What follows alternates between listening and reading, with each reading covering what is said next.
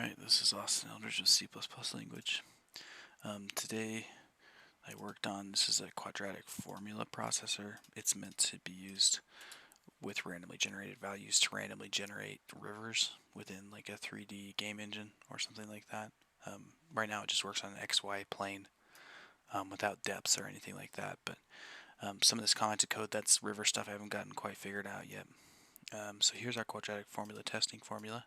We don't take anything by reference here because we don't want to give it the opportunity to modify our values. We use the curve intensity, which is how intense we want the curve in our river to be, the kick size, a kick being one curve, so the length of it, and then the kick increment being what position we are on the curve currently.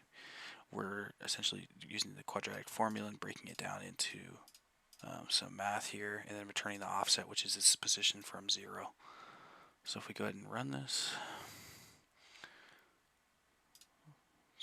first thing we go through here, the quadratic formula testing with just numbers 0 through 15 with default values of 10, and we can see that stored in an array here of values.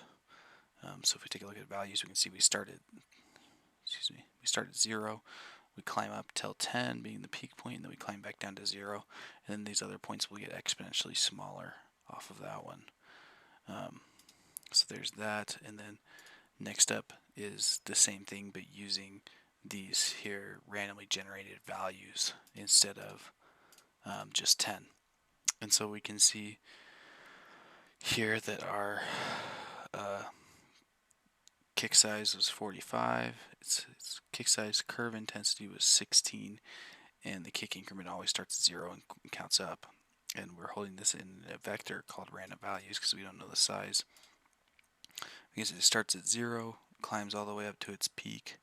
Looks like its peak is 16 right here, and then climbs right back down to 0, and then it'll get exponentially smaller. So that's the code. It runs. It's not perfect, but it did take me a while, and it's a good learning.